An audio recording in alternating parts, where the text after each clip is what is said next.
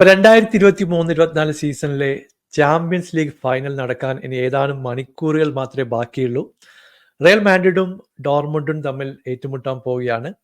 Welcome to Mallu football. അപ്പോൾ നിങ്ങൾ ഈ ചാനൽ സബ്സ്ക്രൈബ് ചെയ്തില്ലെങ്കിൽ നിങ്ങളെ സപ്പോർട്ട് പ്രതീക്ഷിക്കുന്നു. അപ്പോൾ ചാമ്പ്യൻസ് ലീഗിലേക്ക് വരുമ്പോൾ റയലിന്റെ റെക്കോർഡിനെ പറ്റിയിട്ട് ഞാൻ പ്രത്യേകിച്ച് ഒന്നും പറയേണ്ട കാര്യമില്ല. 17 തവണ അവർ UCL ഫൈനലിലെത്തി, 14 തവണ ജയിക്കുകയും ചെയ്തു.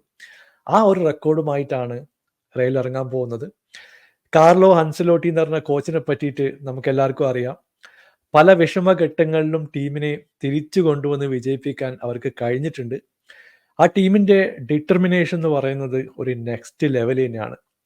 എന്നാൽ ഡോർമുണ്ടിന്റെ കാര്യം നോക്കി കഴിഞ്ഞിട്ടുണ്ടെങ്കിൽ എല്ലാവരും എഴുതി തള്ളിയ ഒരു ഗ്രൂപ്പിൽ നിന്ന് പടപൊരുതി വന്ന ഒരു അണ്ടർ ഡോഗ്സ് ആണ് ഡോർമുണ്ട്. പ്രത്യേകിച്ച് ഒരു പറയേണ്ട കാര്യം, നമ്മൾ യൂറോപ്യൻ ലീഗിന്റെ ഫൈനലിൽ ബയർ ലെവർകൂസന് എല്ലാവരും ഫേവറേറ്റ്സ് ആയിരുന്നു.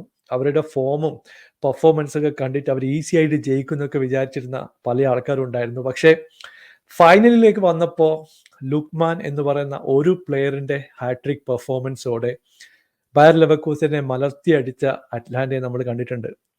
അതുപോലുള്ള ഒരു പെർഫോമൻസ് അണ്ടർ ഡോഗ്സ് ആയിട്ടുള്ള ഡോർമുണ്ടിന്റെ സൈഡിൽ നിന്ന് വരുമോ എന്നുള്ളതാണ് ഏറ്റവും പ്രധാനപ്പെട്ട ഒരു ചോദ്യം. അപ്പൊ കഴിഞ്ഞ സീസണിലെ ചാമ്പ്യൻസ് ലീഗ് ഫൈനലിൽ സിറ്റിക്കെതിരെ കളിച്ച ഇന്റർ മിലാന്റെ പെർഫോമൻസ് നമ്മൾ കണ്ടതാണ്. 1-0 സിറ്റി ജയിക്കുകയും ചെയ്തു. ഇപ്പോൾ റയലിന്റെ ഇപ്പോഴത്തെ ഫോമും ഹിസ്റ്ററിയൊക്കെ വെച്ച് നോക്കിക്കഴിഞ്ഞിട്ടുണ്ടെങ്കിൽ അവരാണ് വൺ ഓഫ് ദി ഫേവറേറ്റ്സ് എന്ന് പറയേണ്ടി വരും. കാരണം കഴിഞ്ഞ 15 പ്രാവശ്യം ഈ രണ്ട് ടീമുകളും തമ്മിൽ നേർക്കുനേർ വന്നപ്പോൾ 3 പ്രാവശ്യം മാത്രമേ ഡോർമുണ്ടിന് വിജയിക്കാൻ കഴിഞ്ഞിട്ടുള്ളൂ. കുറച്ച് മത്സരങ്ങൾ സമനിലയിൽ പോയി, 6ഓളം പരാജയങ്ങൾ ഡോർമുണ്ടിന് ഉണ്ടായിരുന്നു. എന്നാൽ റയലിനെ സംബന്ധിച്ചിടത്തോളം അതുപോലുള്ള കടുത്ത മത്സരങ്ങൾ മറികടക്കാനുള്ള ഒരു പ്രത്യേകതരം കഴിവ് അവർക്കുണ്ട്.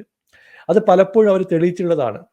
ഇപ്പൊ പ്ലേയേഴ്സിന്റെ കാര്യം നോക്കി കഴിഞ്ഞിട്ടുണ്ടെങ്കിൽ എക്സ്പീരിയൻസ് യങ് പ്ലേയേഴ്സിന്റെ ഒരു കോമ്പിനേഷൻ തന്നെയാണ് റയൽ മാഡ്രിഡ്.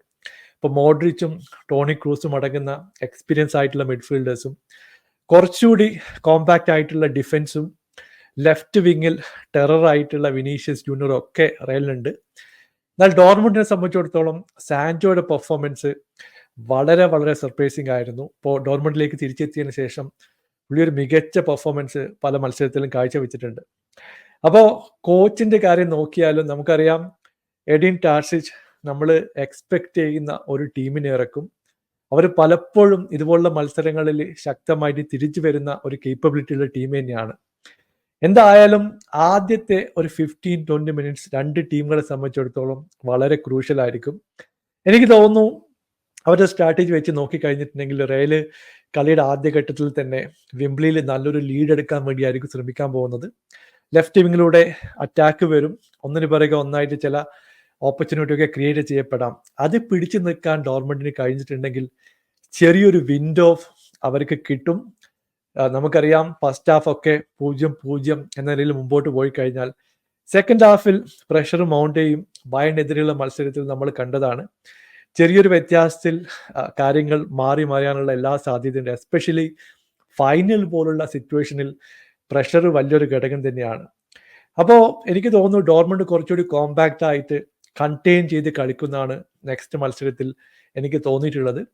അതേപോലെ തന്നെ ഒരു പെനാൽറ്റി ഷൂട്ടൗട്ടിലേക്കോ എക്സ്ട്രാ ടൈമിലേക്കോ കാര്യങ്ങൾ പോയി കഴിഞ്ഞിട്ടുണ്ടെങ്കിൽ എന്ത് വേണമെങ്കിലും സംഭവിക്കാം. ഒരു മിസ്റ്റേക്ക് അല്ലെങ്കിൽ ഒരു സെറ്റ് പീസ് ഒക്കെ കളി മാറ്റി മറിക്കാൻ പറ്റുന്ന കാര്യം തന്നെയാണ്. അപ്പൊ എന്തായാലും ഒരു കിടിലൻ മത്സരം തന്നെയാണ് ഞാൻ എക്സ്പെക്ട് ചെയ്യുന്നത്. രണ്ട് ടീമുകളും നല്ല രീതിയിലുള്ള ഒരു പെർഫോമൻസ് കാഴ്ചവെക്കും എന്ന് നമുക്ക് കരുതാം. നിങ്ങളുടെ അഭിപ്രായത്തിൽ എന്തായിരിക്കും സ്കോർ ലൈൻ എന്ന് താഴെ പ്രെഡിക്റ്റ് ചെയ്യുക. പുതിയൊരു വീഡിയോയുമായി വീണ്ടും കാണാം. Thank you so much for watching. Bye for now.